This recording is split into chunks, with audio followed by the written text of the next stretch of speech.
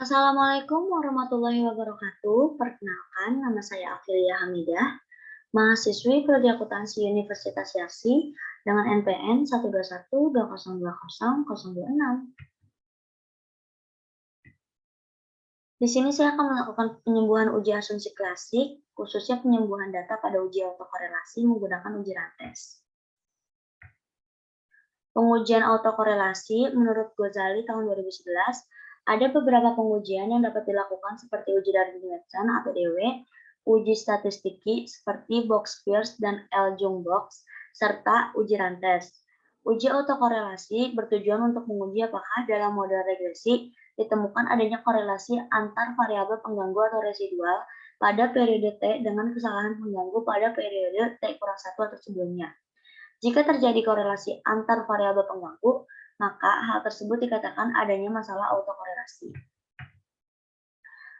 Dasar pengambilan keputusan dalam uji autokorelasi dari Watson, metode pengujian yang sering digunakan dalam penelitian skripsi kuantitatif adalah dengan uji Darwin-Watson atau uji DW dengan ketentuan atau dasar pengambilan keputusan sebagai berikut. Yang pertama ini, jika D atau Darwin-Watson lebih kecil dari DL atau lebih besar dari 4 kurang DL, maka H0 ditolak, yang berarti terdapat autokorelasi. Yang kedua, jika D atau Darwin-Watson terletak antara DU dan 4 kurang DU, maka H0 diterima, yang berarti tidak ada autokorelasi. Yang ketiga, jika D atau Darwin-Watson terletak antara DL atau DU, atau di antara 4 kurang DU dan 4 kurang DL, maka artinya tidak menghasilkan kesimpulan yang pasti. Di sini ada kelemahan pengujian autokorelasi pada uji Darwin-Watson. Uji Darwin-Watson mempunyai kelemahan yakni jika nilai Darwin-Watson terletak antara DL dan DU atau di antara 4 kurang DU dan 4 kurang DL, maka tidak menghasilkan kesimpulan yang pasti apakah terjadi gejala autokorelasi atau tidak. Jika demikian adanya, maka alternatif yang baik untuk mengatasi masalah autokorelasi ini adalah dengan menggunakan metode lain seperti uji rantes. Di sini ada faktor-faktor lain terjadi gejala autokorelasi ini bisa disebabkan karena adanya kesalahan dalam pembentukan model regresi. Yang kedua, tidak memasukkan variabel yang penting dalam model regresi. Ketiga, memanipulasi data. Keempat, menggunakan data yang tidak empiris. Kemudian kita di sini akan menguji penyembuhan ini menggunakan uji rantes. Jadi uji rantes ini merupakan bagian dari statistik non-parametrik yang dapat digunakan untuk menguji apakah antar residual terdapat korelasi yang tinggi. Dasar pengambilan keputusan dalam uji rantes ini yaitu jika nilai signifikan threshold-nya lebih kecil dari 0,05, maka terdapat gejala autokorelasi. Tetapi sebaliknya, jika nilai signifikan threshold-nya itu lebih besar dari 0,05, maka artinya tidak terdapat gejala autokorelasi. Kita langsung aja ke aplikasi SPSS statistiknya.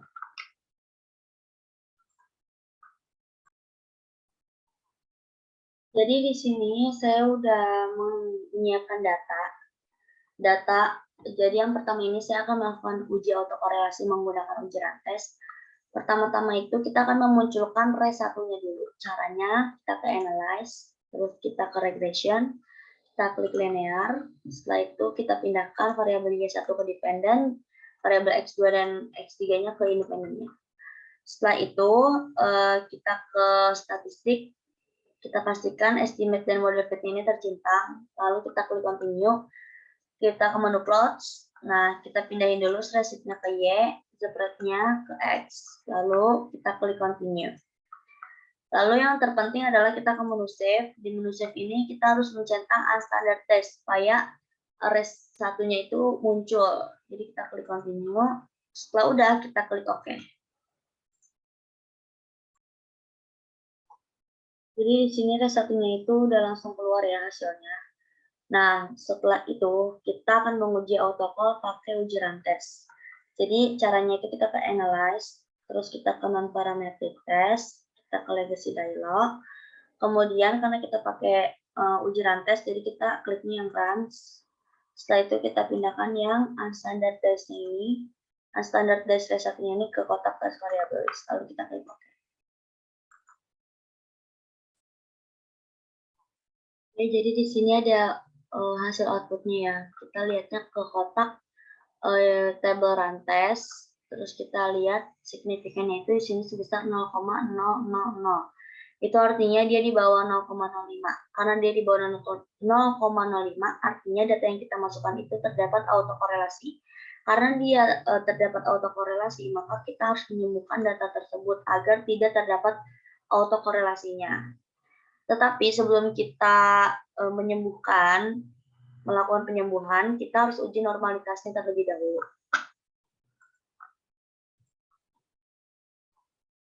Jadi di sini kita akan uji normalitasnya dulu ya.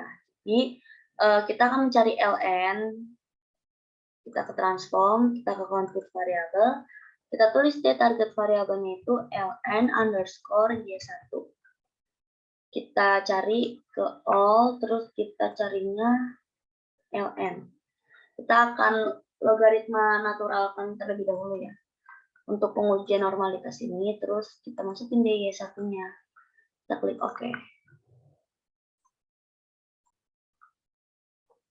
Kemudian kita lakukan yang sama pada X2 dan X3-nya ya. Kita ke transform, convert variabel, nah kita ganti aja ininya dengan X2.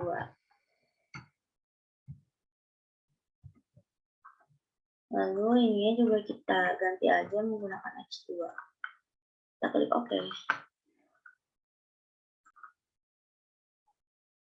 Sekarang kita cari yang X3-nya. Transform, convert variabel, kita ganti ininya dengan X3. Kita masukin deh yang X3-nya ini. Oke.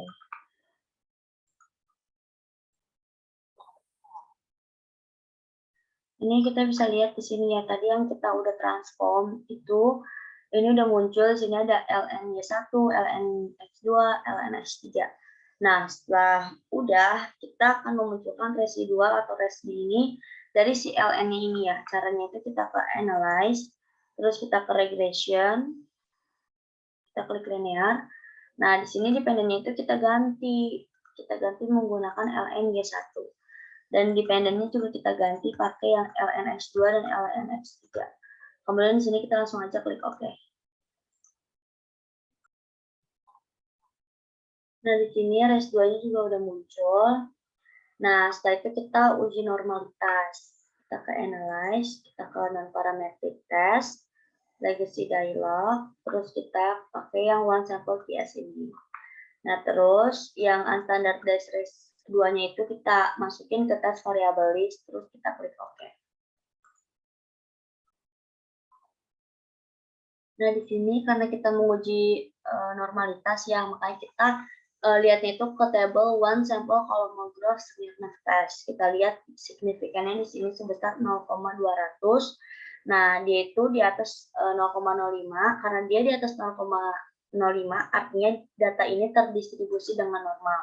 Karena dia terdistribusi dengan normal, artinya kita udah bisa melakukan penyembuhan autokorelasi.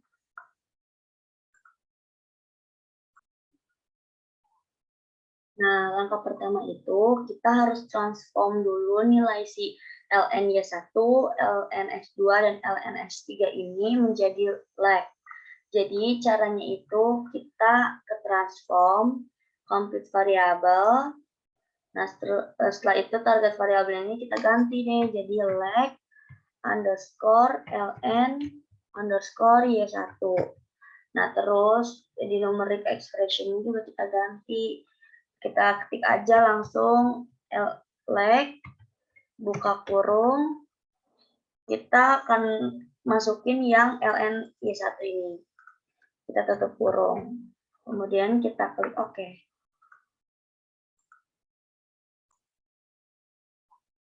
Kemudian kita lakukan hal yang sama untuk X2 dan X3-nya juga. Kita ke transform, compute variable. Nah, di sini kita langsung aja nih ganti Y1-nya ini menjadi X2. Terus ini juga cukup kita hapus, terus kita ganti dengan ln-x2. Kita klik OK.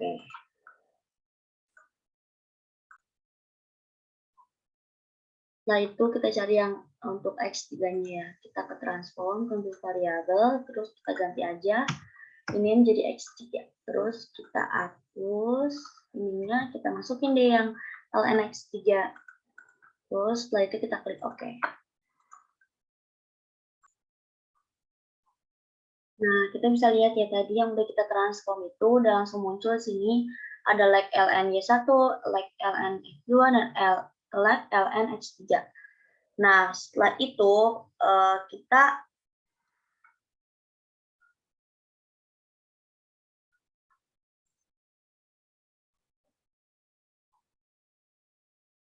akan memunculkan residual untuk leg ini.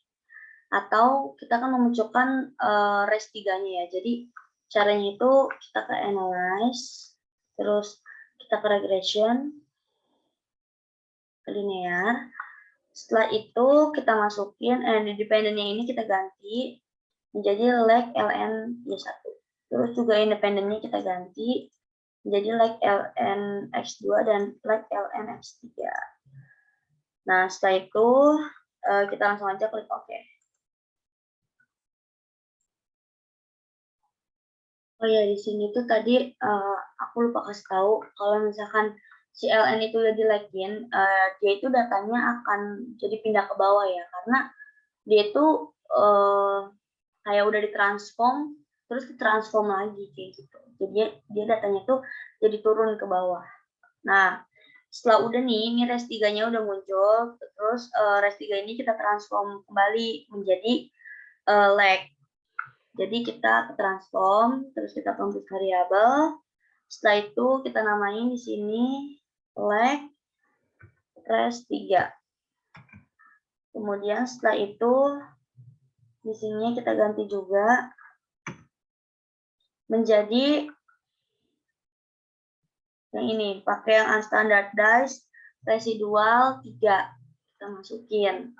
Nah, setelah itu kita klik OK.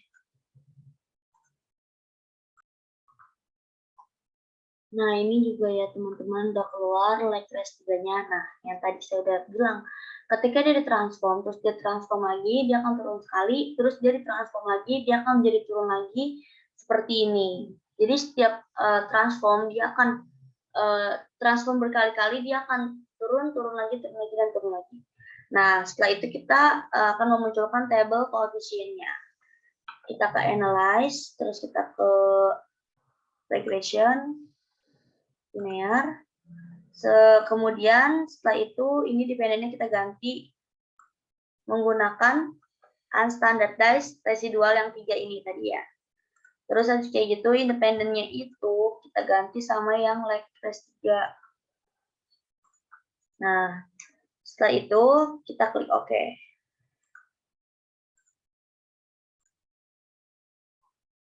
Nah, kita lihat aja langsung ini hasil outputnya, kita lihat ke table coefficient. Jadi kita langsung aja lihat ke yang bagian kolom unstandardized coefficient yang bagian B ini ya. Kita lihat leg res 3-nya itu senilai 0,876. Nah, 0,876 ini kita akan gunakan pada saat transform nanti. Jadi kita ingat-ingat, kalau bisa kita tulis ini, kita langsung aja kita transform datanya ya. Nah, kita langsung aja nih transform ke variabel. Kemudian kita isi si target variabelnya ini dengan ln underscore y terus add. Terus ini kita hapus. Kita masukin ln y1. Kemudian kita kurang. Kemudian kita masukin angka yang tadi, yang B itu tadi berapa? 0,876. Nah, kemudian kita kaliin sama yang leg ln y1. Kita masukin, terus kita klik OK. Kenapa ini?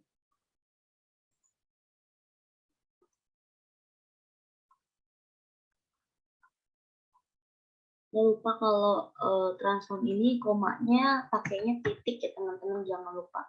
Terus kita langsung aja klik OK.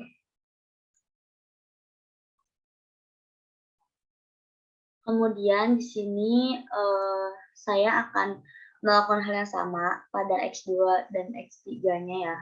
Jadi kita ke transform, convert variable, Terus kita ganti aja, tinggal kita ganti ininya menjadi X2. Terus ininya kita ganti, ini kita hapus dulu. Terus kita ganti dengan ln X2. Terus ininya, yang like ini juga kita hapus, terus kita ganti dengan like ln X2. Kita klik OK setelah udah. Kemudian yang terakhir untuk X3-nya kita ke transform lagi, compute variable. Terus kita ganti aja ininya menjadi X3. Setelah itu ini kita hapus, terus kita ganti dengan ln X3. Kemudian ini kita hapus, kita ganti dengan like ln X3. Kita klik OK.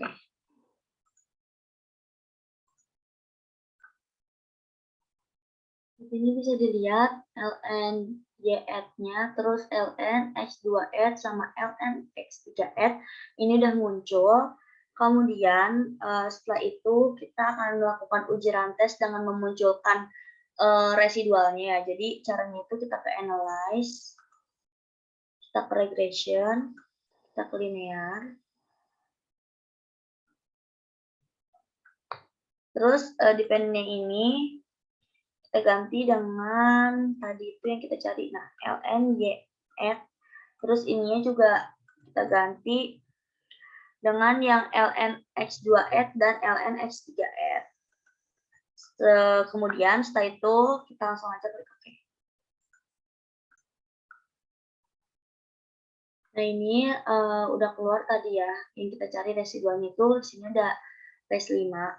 Kemudian kita akan melakukan uji rantes lagi, kita ke analyze, kita ke non parametric test, legacy dialog. Karena ini pakai uji rantes, maka ini tuh kita pakai yang runs. Terus setelah itu kita ganti ininya, kita ganti dengan yang unstandardized res 5. Kemudian kita klik OK.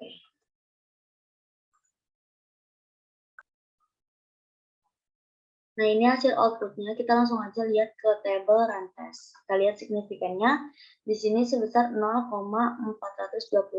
Nah, alhamdulillah dia itu di atas 0,05. Karena dia di atas 0,05, artinya data yang kita uji ini udah sembuh atau terbebas dari autocall.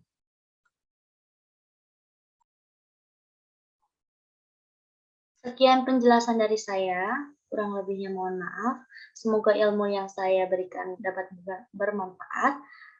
Wassalamualaikum warahmatullahi wabarakatuh. Terima kasih atas perhatiannya.